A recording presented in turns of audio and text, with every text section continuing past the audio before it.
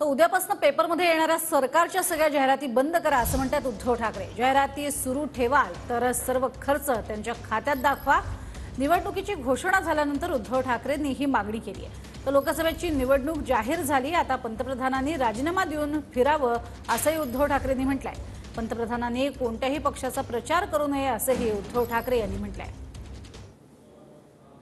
पण कायद्यासमोर सगळे सारखे असतील तर आता उद्यापासून ज्या पेपरमध्ये सरकारच्या जाहिराती येतात त्या बंद झाल्या पाहिजेत। आणि त्याच्यावरती घटनाबाह्य मुख्यमंत्री आणि सगळ्यांचे फोटो येत आहेत आणि पंतप्रधानांचे फोटो येत आहेत। जर तुम्ही त्या जाहिराती तशाच चालू ठेवणार असाल तर तो प्रत्येकाचा खर्च त्यांच्या खात्यामध्ये जमा केला पाहिजे। लोकसभेची निवडणूक जाहीर झाल्यानंतर पंतप्रधानांनी पंतप्रधान पदाचा राजीनामा दिला पाहिजे आणि जसे आम्ही सगळे पक्षाचे नेते फिरतो तसं त्यांनी फिरलं पाहिजे।